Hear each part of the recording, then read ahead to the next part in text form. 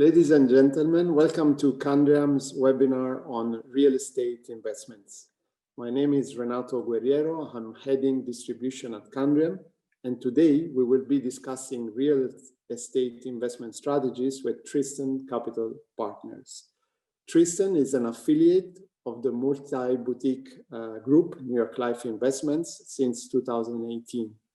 And our guests today are Sasha Silver, Senior Partner in charge of Investor Relations, and Simon Martin, also a Senior Partner in charge of Investment Strategy and Research. Before I hand it over to Simon and Sasha, I would like to take the opportunity to thank you once again for your trust, because I'm very delighted to inform you that Candriam, with over 135 billion euros under management, has now reached its historical peak in assets. Without further ado, I would like now to turn it to Simon to introduce Tristan and to talk about the market. Thanks, Renato. Good afternoon, everybody. My name's Simon Martin. I'm, as Renato said, a senior partner at Tristan and responsible for investment strategy at the firm. I've got with me today my colleague Sasha Silva, who is a fellow partner of the firm, and he's responsible for investor relations. We're going to walk you through some of our observations on the market and what's going on in the European real estate sector over the next few minutes.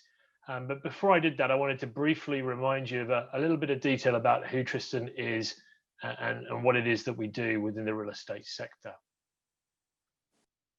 So I'm going to share my screen with you there, and hopefully that's visible to everybody.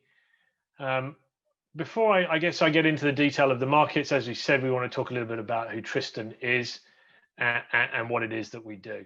Tristan's a 20-year-old asset management firm. We invest exclusively in private real estate assets in Europe. The firm's run by a group of partners who've been working together for about 20 years now, through what has been, I think now, 3 full cycles. The firm has a very hands-on style of investing. We take a very value-add approach to everything that we do across the sector. And all of that really is brought to bear with one goal, and that's the creation of high-quality core income-producing assets for our clients. To execute that, we have a comparatively big team of 140 people spread across Europe. And we also have a pretty unique operating partner platform with 60 different JV partners that reach right across the continent. The firm's investment strategy falls into 3 discrete investment styles that are shown here on this chart. We have 2 equity-oriented funds, a large opportunistic fund series, the EPISO series, which now comprises 5 funds and represents just about half of our AUM. And we also have an open-ended Core Plus equity fund, an income and growth strategy, CCP5. Core Plus is our longest running investment strategy. It's going to pass through its 20th year of running with the firm in March and spring of next year. We also have a new debt strategy for real estate, Tristan Income Plus. That strategy will form part of a wider debt platform that has been set up in response to client needs in this most challenging interest rate environment. Probably the best way to understand us is ultimately through the lens of what makes us different from our peers, and this slide speaks slightly to that. First point would be the platform. We think it's pretty unique. It's been built over 20 years. It's extremely comprehensive, designed precisely for purpose to manage and add value to buildings. It's designed to be skilled and nimble, to focus on working with best-in-class people, and also to foster alignment both between our operating partners and us, and our operating partners ourselves and our clients as well. Second is the use of research to drive decisions, to help us manage risk, to help us identify opportunities, to anticipate change and to adapt, which is increasingly valuable in the current market environment, but has been across real estate cycles over the years as well. Third thing is speed and efficiency of execution. Our market sometimes fails to price assets rationally, particularly when sellers want certainty and speed. We are designed really for that purpose. We want to be in there in the circumstances so that we can extract the value that gets left on the table when people are in a hurry. And the fourth thing, lastly, is philosophy. We are a high returning firm, but we have a risk-focused approach centered on consistency for our clients. We believe that our job is to really manage risk, and I think that makes us different from a lot of people who exist in our sector. We want to take the least volatile, most certain path to delivering what our clients need, and I think that makes us different from a lot of people in our market who more often than not are swinging for the fences on every deal and every day. So let's move on and talk a little bit about the market itself. And I think the first point I think we wanted to highlight was that institutional appetite for our asset class has not been dimmed by COVID. In the eyes of our clients, private real estate has both short and longer run appeal. In the long run, our clients invest in real estate as it is one of the few places where you can find stable, real cash yields, and you can grow income over and above CPI over time.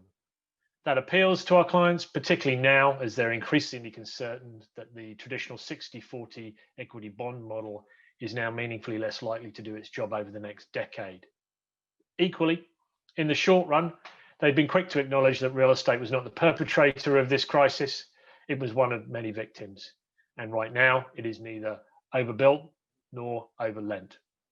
That means that we can have conviction that the sector will ride its way through the short-run turbulence without too much collateral damage, and we'll be able to get into recovery as the economy recovers in 2021 and 2022. That makes them very confident in asserting they want to allocate more to our sector, not less, and they aren't waiting around, as we'll come on to talk about later. So let's talk about COVID specifically, and talk about the real estate impact in a bit more detail. Well, in our view, COVID has accelerated the structural changes that were already visible in our sector and marketplace, and it's amplified investor conviction around those themes. We think we've lived 7 years in 7 months, and as a consequence, we've learned an awful lot about the future. It has genuinely arrived early. Now, the way many commentators have chosen to frame that shift is through this rather infamous concept of the K-shaped effect. The interesting thing for us is that while the K-shape might be new to the stock markets and the bond markets in general, it's not new to real estate. As this slide shows, we've been dealing with the K-shape, particularly with the K-shape in reference to retail assets, for some time.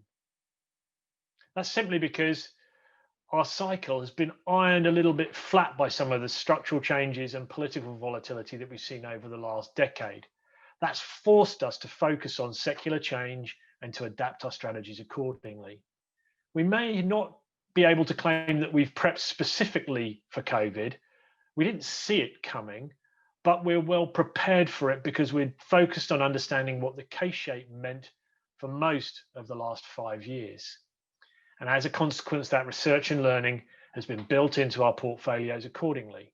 It's almost 5 years since our firm made a significant retail investment, and we've been building up our logistics and residential investments at the same time over that period. That's been extremely valuable in helping us maintain our portfolio's stable cash flow and helping our clients navigate the recent events we've been going through. Another area where COVID has accentuated the K-shape is when you come to think about cities. But again, cities in Europe are an area where a K-shape was already visible. Real estate's all about cities, and cities are all about gathering of people together, and that's all about demography. And given the way European demographics work, we think it's incredibly important that you apply a K-shape when you think about that pattern of growth. What I always find incredible is that nobody really noticed the K-shaped behavior of population growth in European cities, despite the fact we've been living with it for 20 years. The reality is our strategies have always been adapted to work in a world where some cities grew quickly and some didn't. And we've only been investing in markets which really have been on the upside of that K rather than the downside for the last 20 years. Aside from that, probably the other thing that I always emphasize when we look at the K-shape with respect to population is that the top 50 cities in Europe are growing at exactly the same rate as the top 20 cities in Europe. You can diversify across a range of cities without giving up that much in the way of growth. We think that's a huge plus for the long-term diversification implications for our portfolios. And we've set up our platform so that we can work with partners who are set up to operate across those markets on the broadest spectrum of opportunities. Other important factor that we always highlight when we're talking about COVID now is that it's pushed a new group of tenants to the front of the queue for space in these cities. These tenants now have a much higher ESG bar. It's really interesting for us because we think we can adapt to this new generation of tenants quite quickly by providing them with more high quality spaces that are agile and adaptable to their needs. If we can capitalize by being both ahead of the game when it comes to the K-shape, but also ahead of the game when it comes to ESG, we think we can be at the front of the queue for tenants, which will be extremely powerful when it comes to delivering risk-adjusted returns to our clients. So how do we manage that effect for our clients? Well, we have to figure out where we want to position ourselves. And it's clear to us from all of this analysis that where we really want to be is in cities that attract knowledge workers and gather people together effectively. We want to be in those growth cities for the next decade. But we also want to invest in locations where vacancy is low, where there's limited supply risk, and where vacancy will remain relatively low despite the short-term and long-term effects of COVID. We're particularly focused on making sure that we have the right balance of cyclical bets in our portfolio to take advantage of that, alongside the secular bets that the market offers right now. And in those markets, we always want to be in buildings where we know we can hit those high bars from an ESG and an occupational standpoint for our tenants and maximize the institutional appeal of our asset base. That means being focused on the right cities, right buildings, and having the right partners to work with. But once you get that right, I think that you stand a good chance of realizing excess returns in our sectors. So I guess the challenge then is, how do you navigate that and get it done in what is an extremely competitive marketplace? And we thought it might be helpful to show you how we do that briefly on the next two slides. I'm going to use a couple of platforms that we're building to illustrate that approach. This first slide is illustrative of our Dutch logistics platform. So, logistics sector, super hard to enter right now, simply because every investor on the planet wants a piece of it. Our edge here is our scaling capability. We're working with one of our local operating partners who's a specialist in this sector in the Netherlands, buying assets that fly below the radar of the larger players who are trying to accumulate significant asset bases in the sector. In effect, we're warehousing warehouses so that we can assemble a logistics portfolio that is scaled so that it is A, financeable, and B, saleable to larger investors that pay significant premiums for scaling and assembling portfolios. Doing this allows us to get a high dividend yield, and it also allows us to build a portfolio in urban locations. And we think that's particularly important because you can't build giant logistics facilities in big cities. And being more urban also means that you can appeal to a greater range of e-commerce uses. And given that land supply is constrained, you can also push rents more aggressively and grow NOI. The second platform here is our residential platform. Again, it's in the Netherlands. We really like the Dutch G5 cities for resi, as they've got excellent demographics and remain relatively supply constrained. Again, this is a granular portfolio assembly strategy. Same basic thesis as the logistics approach. We buy high quality, well-located assets that are too small to trade institutionally on an individual basis, using a local partner who's expert in this field. Ultimately, we end up with a scaled, well-diversified residential portfolio of relatively high yielding for rent residential that allows us to provide excellent cash flow for our investors. We can build income over time by managing up the quality, and we've got lots of optionality should we ever want to take profits. Again, I think this is a great example of what's possible if you know how to work within these challenging market dynamics, and that even in tough conditions, there are some great opportunities to make risk-adjusted returns. Now, I'm getting a little bit conscious of time, and I know I haven't touched on the cyclical opportunities in hotel or talked about offices yet, but I also know Renato's itching to ask us about the COVID effects on travel, tourism, and also about working from home. So I'm going to defer the question of the office market and the hotel market for our Q&A later on and not steal his thunder. But what I thought I'd do before then is hand you over to Sasha so that we can talk a little bit about our activities on the client side for the next 12 months. So I'll be back in Q&A shortly. Sasha, I'll hand over to you now. Thank you, Simon. Pull up my screen. Do you see the screen now? Yeah. Okay. Yes. Okay. So I'm going to revisit just really briefly with that market context to provide a short snapshot of the products we have in our pipeline for 2021. And so I want to refer back just for a moment to one of the slides that Simon started with, which is our suite of strategies. And these are all unified by an overarching end goal, which is to manufacture core income assets. The three products through which our investors get exposure with us are in our two equity strategies, EPISO and CCP5, and starting next year, our launch of our initial debt fund.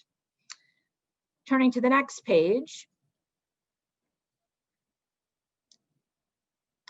just taking up with the product by product strategies, starting with real estate debt. We've been watching the debt space closely for some time, and being underwriters of assets where we interact with a broad range of debt providers, we understand the space. And our clients have asked us over the years if we would consider offering a product to leverage off this expertise. So from next year, Tristan Income Plus Strategy 1 will be launched to focus on mid-market loans in keeping with the Tristan ethos, building a scaled, diversified, low-risk exposure to private real estate assets across Europe. The offering will seek to deliver investors a valuable source of income. We're targeting a 5% plus cash distribution at a time when bond yields remain at historical lows. The fund will take advantage of the highly fragmented European banking market that is still experiencing profound structural change, increased regulation, and challenging economic and lending conditions. This was even before COVID, but COVID has accelerated the changes in the banking market, further reducing the supply of debt capital and increasing the cost. So the fund will be primarily a whole loan stretch senior lending product up to 75% LTV, collateralized by high quality mid-market real estate assets across Europe, including the UK. We anticipate that using our investment knowledge and asset management expertise, we can also build conviction around business plans for lending on some transitional assets that require significant reinvestment and repositioning to become core. So this is still very consistent with the Tristan strategies on the equity side. We're in the final stages of the product development for what we're calling TIPS as the acronym, and expect to roll out from Q2 next year. But early conversations with some of our existing clients have supported the thesis as they are seeking a lower volatility approach to accessing real estate income and as an alternative to core equity real estate that so far remains fairly fully priced even through COVID. Going on to the next page, I'm going to talk just briefly about EPISO 6. As we've discussed, this is the other end of our product spectrum, which is we've shorthand as the E series. It's our value add opportunistic fund series, and it's focused on the creation of core assets. But in this case, we start from the acquisition of assets that exhibit multiple impairments. What does that mean? High vacancy, short lease terms combined with a high need for refurbishment, capital expenditure, and repositioning, possibly development or redevelopment to become core assets. The developments we undertake in the fund are typically de-risked, however, in advance of our taking control. E-fund investments are underwritten to deliver a higher return for the risk and target 12 to 14% net to investors. We're now investing our fifth fund, EPISO 5, which is a 1.7 billion euro fund, which was raised in 2018. That's now, as you can see, 80% allocated. And we are looking to return to the market later in 2021. This series has, I'll just say, will be EPISO 6 that's forthcoming. The full fund series so far over 2 decades has made 112 investments, 13 billion euros in gross asset value, and 4 billion euros of deployed equity. So a very established strategy for Tristan. As Simon referred to, we invest across the main real estate sectors. In recent funds, we've taken advantage of trends that we've built into building out student housing, residential development, logistics platforms, and high standard office buildings meeting ESG objectives. Post-COVID, we see some of these trends accelerating further. And later in 21, when we start marketing EPISO 6, we expect it to be well-timed for cyclical opportunities as we emerge from COVID-19.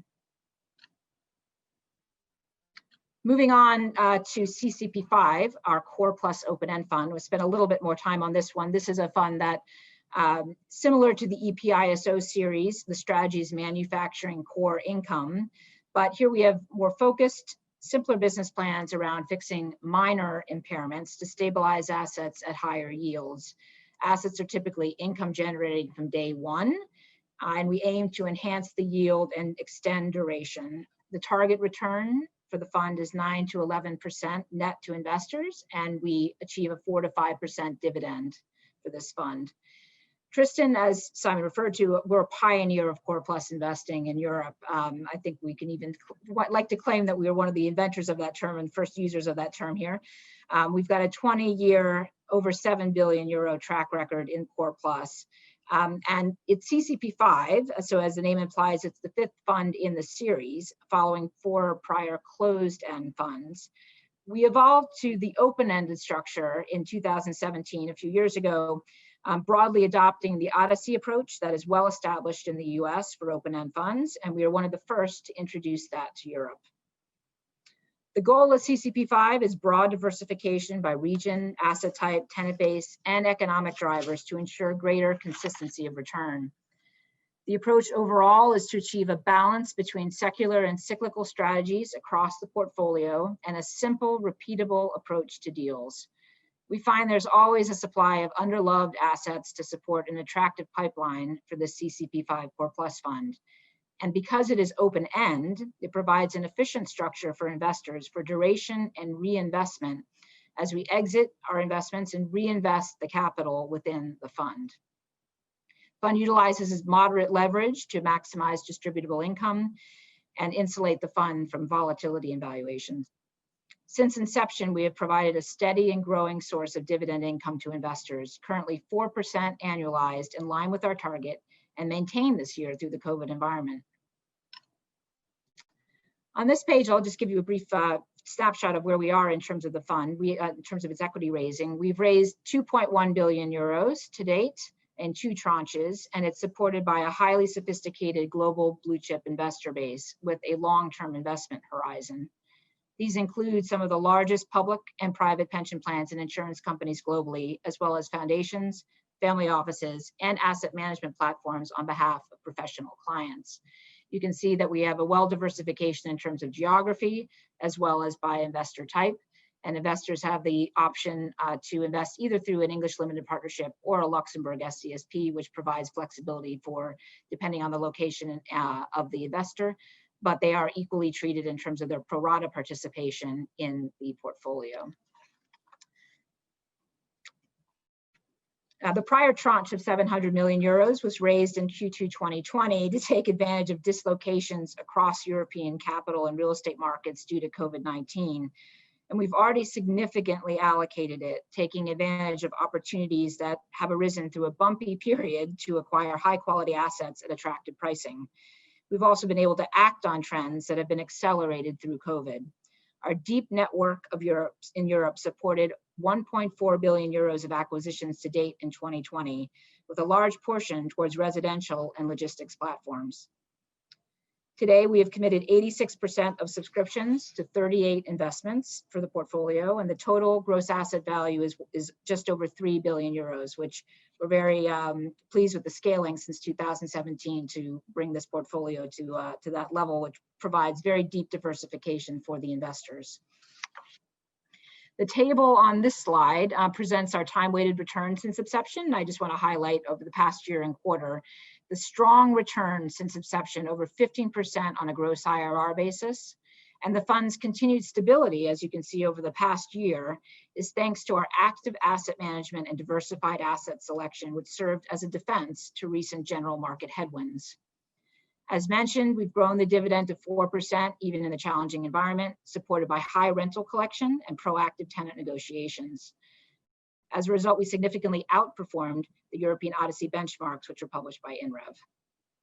Its results are highlighting the team's deep experience in working through points of market stress and identifying opportunities to preserve and create value.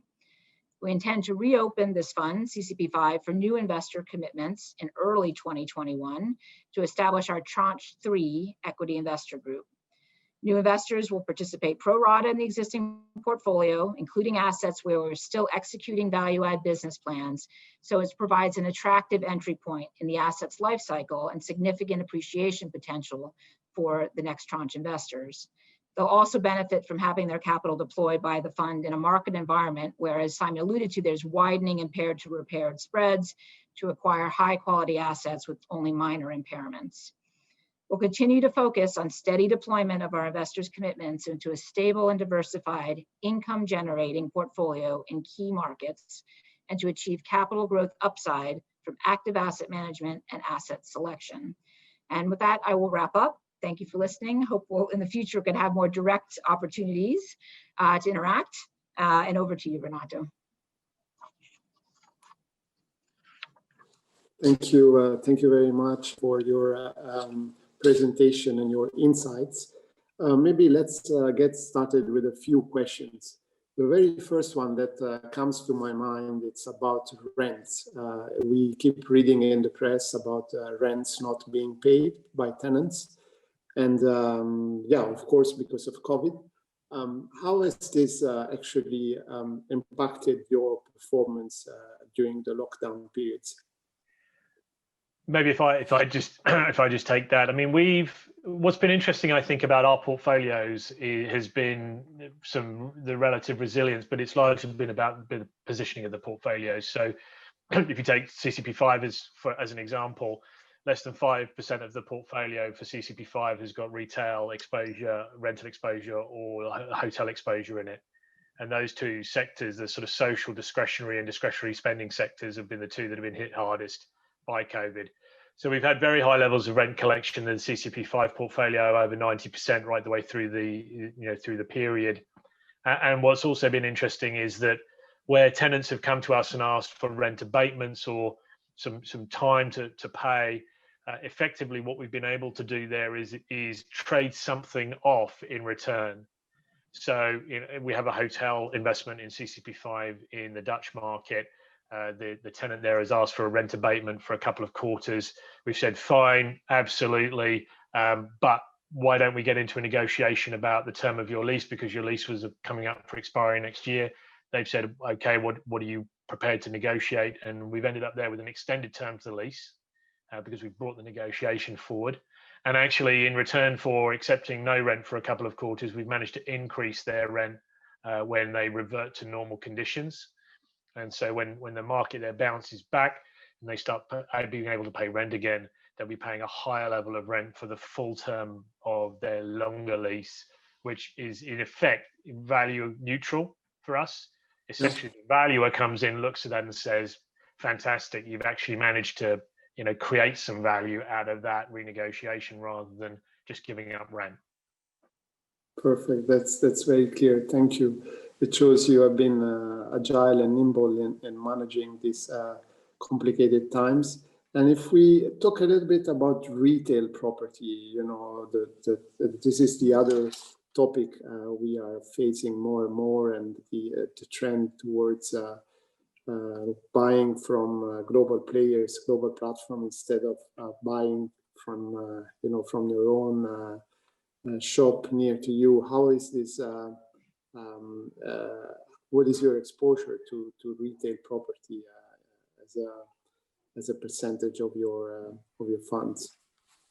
Relatively, we've got some legacy exposure to retail in some of our historic funds, but most of that's been written down. I mean, I think, again, COVID, and we mentioned this in the presentation, COVID was merely an accelerator and an amplifier of something that's been going on in our sector for a long time. So, to some extent, we've been dealing with the challenges associated with retail property since 2016. And so we don't have an awful lot of net exposure as a result of that, because we've been kind of working through all of that complexity over the last 4 or 5 years. And there's very little exposure in the most recent vintage funds. So we haven't been hit too hard with it. And I think what's interesting about it, and all of the acceleration and amplification effects, is that we've actually learned a lot about retail. What we've learned is that necessity retail, grocery anchored retail, is actually still a pretty vibrant asset class. We have a supermarket asset, a hypermarket asset in France in our CCP5 portfolio, and that asset itself has been performing fantastically over the course of the COVID lockdowns. So it's traded at above Christmas levels right the way through the lockdown. And so I think we're discovering things about our retail portfolio that we perhaps wouldn't have found out if it hadn't have been for the acceleration effect that we've seen over the last few months. But what I would say is that it's right at the forefront of our clients' minds. I mean, Sasha, I don't know if you want to comment, but I think it's something that comes up constantly in the conversations with clients, because it's, whilst we might not have much net exposure, a lot of other people in our sector have a lot of it, and it's hurting. Yeah, I would just briefly say, I think I agree, clearly agree with that. It's a point of concern for investors, but it's becoming more of a well, how are you adapting? What's the opportunity, over time, and identifying that there are, some of these centers, some of these areas, in terms of having the defensiveness that they have, that core essential service, but also the click and collect. There's still about, a physical component to this, and it bridges in to what the, retail will remain a important sector, but in what format and how you create the new opportunities that will emerge from the sector.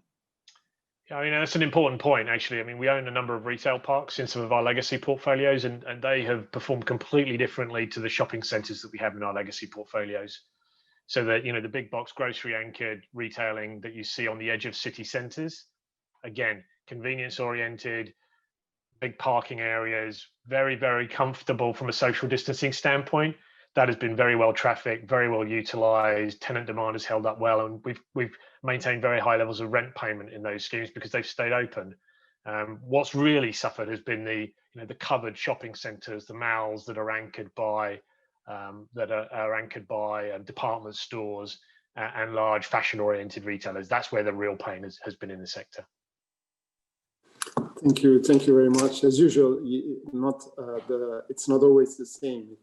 It's a market that is a little bit idiosyncratic to some extent. And maybe the third question, which is really the one question everyone is talking about, is we are mostly working from home, and people ask themselves, what's the future gonna look like, and what is going to be the impact on the office market? I don't know whether it's more for Sasha or Simon or both. Well, Sasha's in the office and I'm at home, so Sasha's probably better placed to comment than I am. But I mean, I think my initial comment is we've done a lot of work. I mean, obviously we're a big owner of offices, and you can see that in some of the numbers that Sasha presented for CCP5. I think what COVID has done, and we alluded to this in the presentation, it's highlighted some of the challenges with certain types of city. We're very focused on, and this has come back from some of the work that we've been doing, surveying people in major European cities. We've done 2 rounds now of 4,500 sample surveys in the largest 6 cities in Europe. And what it's telling us is that there's still a very strong appetite for office-based work in knowledge industries, where learning, information sharing, idea generation, collaboration are important. But what it's also showing us is that there isn't an awful lot of appetite for offices in low knowledge locations. Low knowledge workers like working at home, and in fact, for many of them, it's a significant perk working, being able to work at home, because they don't have to travel, they don't have commute costs. And so, I think what we're seeing is again, this sort of segmentation, this dispersion effect. High knowledge, robust cities that have good demographics will, I think, go back to using the office pretty intensely. Low knowledge cities won't. The second big factor is and this again comes through in the surveys, de-densification. If you take a city like London, average square meter per person in an office in London is 9 square meters per person. So it's pretty densely packed. Everybody knows that isn't sort of social distancing or comfortable from a social distancing standpoint. So you've got to de-densify if you want to kind of reflect back on that through, again, through an ESG lens as well, through what is a healthy office. If you think resilience is part of that debate, that takes you up to 15 to 20 square meters per person. So in markets like London, you're going to need more office space to accommodate de-densification, which might be the end trade-off for the working from home component. So I think, there's again, it's very idiosyncratic. It's quite complex, and we need to sort of work through some of that over the next few years. But we feel like knowledge cities are fine. It will just take a little bit of time for us to sort out how we're going to use the space properly to achieve those sort of twin objectives of, collaboration, and at the same time, collaboration through a sort of healthy office framework. Thank you. And just comment from an investor perspective as well. I mean, they definitely see that our portfolios are already within the office market, even if, we have the exposure, but they are well diversified in terms of cities already to that broad group that Simon was referring to in terms of where growth is, not just the top cities, but the really vibrant sort of urban centers that are smaller, but they're across Europe and have the same type of growth and strong demographics. And those will get accentuated, again, that use that word, through this COVID-19 as places that people want to live and work. And we already have that presence, and investors know that we have very good access and deep network to getting opportunities in those cities that where some of our bigger actually competitors might not, they might be bigger, but they're not necessarily as present. Right. I think it's an important point, actually, Sasha. The mobility stats, if you look at the mobility stats across Europe, the big cities, London, Paris, very low mobility. People aren't traveling into work. If you go into our office buildings in Germany and in the Netherlands, they're full. People are using them because the space is less densely packed, because it's lower cost, one, and two, because their journey to work is actually that much more safe and secure. They're using mixed transport. They're not using public transport, mass transit. It's just an easier journey. And so that, I think that balance, it sort of works for us given the way our portfolios are structured. And now a question that relates to sustainability. In public markets, being an ESG investor has been very, very useful, especially in the middle of the COVID crisis. We have seen that funds and mandates with an ESG strategy have outperformed the market. You mentioned a little bit ESG at the beginning of your presentation, but can you tell us how you approach real estate with an ESG angle? Yeah, maybe if I talk about sort of, assets, and Sasha, if you want to talk about the firm on a wider basis, but on an asset basis, we're very focused on it because our tenants are increasingly ESG focused. So we essentially need to adapt our buildings to ensure that they continue to be relevant to those tenant needs. And I sort of talked about it, there's a new group of tenants emerging in our marketplace. A lot of them are technology oriented. A lot of them have ESG, written through their DNA. And a lot of them require different types of spaces. And so we need buildings that can adapt and be able to cope with that. I was going through reports on our developments over the course of the last couple of weeks. And one thing you see in all the pre-let discussions with tenants taking new buildings that we're building is a net zero carbon commitment from us. So I think that's going to be incredibly important over the next decade or so. The new wave of tenants who are renting buildings, taking space in our marketplaces and dominating that occupier base, they want something better and different, and not every building in our marketplace can deliver that. And that means more buildings are going to have to get repurposed, replaced, and upgraded. We're designed for that. That's what we do for a living. But I think we've certainly elevated our ESG focus as a result of that with respect to the investment side.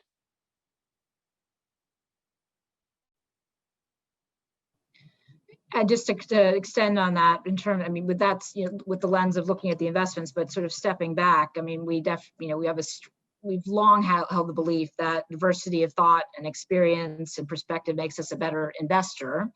And that's reflected through a very strong emphasis internally in terms of our culture. It's really a cultural focus for the firm. We're founded by an individual who's of a minority background as a firm.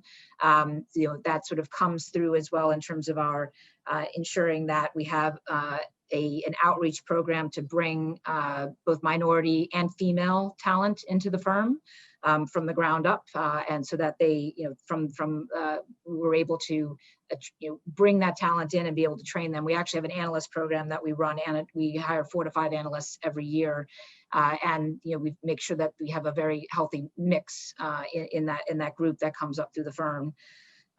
We also, we've also been very focused in terms of working internally on our ESG principles in terms of our day-to-day practices. Yeah, it's as I understand, it's a very comprehensive approach from the firm to the investment side. Maybe you mentioned debt at some point as a strategy for the future. Yeah, clearly we see banks retrenching a little bit from lending. And would you help us to understand a little bit more about this opportunity you're working on?